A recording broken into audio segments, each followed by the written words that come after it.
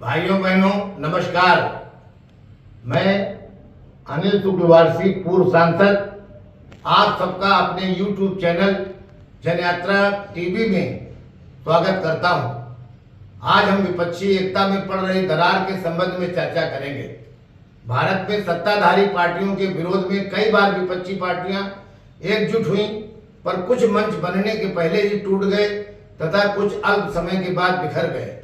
1977 में आपातकाल लगने के बाद लगभग सभी विपक्षी दलों के नेता जेल में डाल दिए गए थे, जिसके फलस्वरूप 1977 में श्री जयप्रकाश नारायण के नेतृत्व में देश की विपक्षी पार्टियां अलग अलग विचारधारा के बावजूद संगठित हुई थी। तब संगठित विपक्ष को सफलता मिली और श्री मोरारजी देसाई के नेतृत्व में सरकार गठित हुई, लेकिन वह एकता टूट गई क्योंकि सबकी विचारधारा अलग थी। पुनः 1989 में श्री बीपी सिंह के नेतृत्व में विपक्षी एकता का प्रयास हुआ। तब बोफोर्स तोप की खरीद में दलाली के विरोध में उन्हें भी सफलता मिली और लोगों राजा देश की तकदीर है।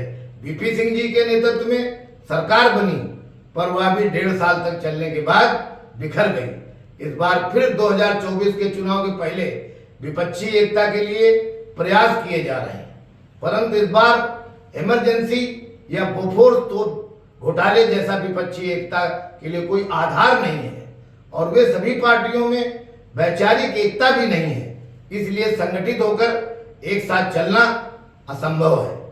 पटना में हुई विरोधियों की एकता के मुख्य किरदार श्री शरद पवार के भतीजे श्री अजीत पवार ही अधिकांश विधायकों के साथ राष्ट्रीय कांग्रेस पार्टी छोड़ बीजेपी में जा मिले और उप मुख्यमंत्री की शपथ ली और 8 अन्य को मंत्री पद की शपथ दिलाई।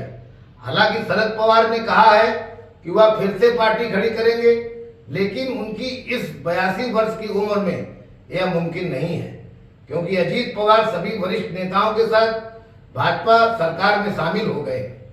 यहां तक कि उनके द्वारा कार्यकारी अध्यक्ष बनाए गए श्री प्रफुल्ल पटेल भी। भारत में यह पहली बार नहीं है जब परिवारवादी दलों में टूट हुई है। इसके पहले भी तेलुगु देशम, शिवसेना, डीएमके, लोक जनशक्ति पार्टी और समाजवादी पार्टी में टूट हो चुकी है। जब एक विचारधारा रखने वाली पार्टियों में पार्टी के मुखिया बनने के लिए परिवार के लोग बिखर जाते हैं, तो विभिन्न जातियों, वर्गों और धर्मों के आधार पर बने दल एक साथ कैसे इकट्ठा हो सकते हैं। पटना में हुई विरोधी पार्टियों की बैठक के तुरंत बाद ही केजरीवाल अपने स्वार्थ की पूर्ति न होते देख नाराज होकर के चले गए थे।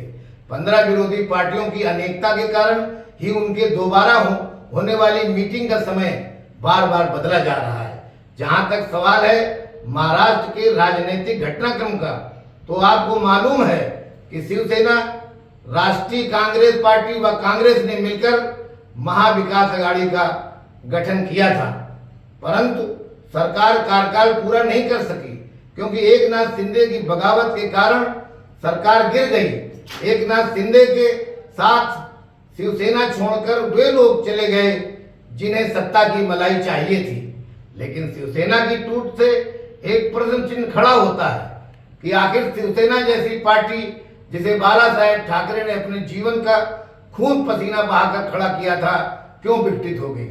निश्चित तौर से ये कहा जा सकता है कि अब पार्टियों में विचारधारा के बारे में चर्चा नहीं होती है, अब सत्ता में पहुंचने के लिए बनाए जाते हैं। सत्ता के लिए विचारधाराओं को हाशिए पर डाल दिया गया है, परंतु भारतीय जनता पार्टी में टूट फूट क्यों नहीं होती है। भारतीय जनता पार्टी कार्यकर्ता 100% समर्पित कार्यकर्ता क्यों होता है, क्योंकि राष्ट्रीय स्वयंसेवक संघ व भारतीय जनता पार्टी समय समय पर पार्टी की विचारधारा से अपने लोगों को अवगत कराते रहते हैं तथा राष्ट्र हित का सर्वोच्च पाठ पढ़ाते रहते हैं। तभी तो बहुत सारे नौजवान अविवाहित रहकर राष्ट्र की रचना में लगे रहते हैं। शरद पवार जो कांग्रेस को लेकर विपक्षी एकता का प्रयास कर रहे थे और सबसे अनुभवी व वरिष्ठ होने के कारण प्रधानमंत्री बनने का सपना देख रहे थे, वह सपना ध्वस्त हो गया है और आज शरद पवार पहले से कहीं अधिक कमजोर हो गए हैं। वास्तविकता यह है कि महाराष्ट्र में पूरा विपक्षी मोर्चा ही कमजोर हो गया है। पहले शिवसेना में बगावत हुई और अब राष्ट्रवादी कांग्रेस में भी जनाधार वाले नेता या तो उपेक्षित हैं या फिर निष्क्रिय हैं। उत्तर प्रदेश में तो भाजपा का मुकाबला किसी भी दल से नहीं है। उत्तर प्रदेश के बाद सबसे ज्यादा सीटों वाली महाराष्ट्र में भाजपा 48 में 45 सीटें जीतने जा रही है। अभी हाल में हिमाचल प्रदेश व कर्नाटक के विधानसभा चुनाव में कांग्रेस को सफलता जरूर मिली, जिससे उत्साहित विपक्ष केंद्र में सत्ता का सपना देखने लगा। अरे लोकसभा का चुनाव राष्ट्रीय मुद्दों पर होता है और राष्ट्रीय मुद्दे तथा राष्ट्र हित के कार्य में आज भी प्रधानमंत्री मोदी जी का कोई भी विकल्प नहीं है। 2018 में राजस्थान, मध्य प्रदेश और छत्तीसगढ़ विधानसभा जीतने के बाद कांग्रेस बहुत आशान्वित थी, परंतु 2019 के लोकसभा चुनाव में इन राज्यों की 90% सीटें भाजपा ने जीती थी। जो कुछ कुंठित मानसिकता वाले पत्रकार हैं, जैसे कि सर्वश्री पुण्य प्रसून वाजपेयी, दीपक शर्मा, अजीत अंजुम, रवीश कुमार, आशुतोष आदि, जो मोदी जी और भाजपा के विरोध में यूट्यूब चैनल के माध्यम से खबरें चलाते रहते हैं, जैसे मानो उनकी मोदी जी से व्यक्तिगत दुश्मनी हो। पत्रकार का धर्म होता है कि वे व्यक्तिगत अथवा पार्टी की विफलताओं को उजागर करें तो उनकी उपलब्धियों की सराहना भी करें।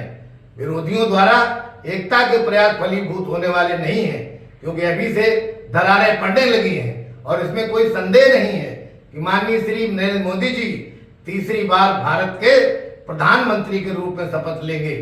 बहुत बहुत धन्यवाद, शुक्रिया।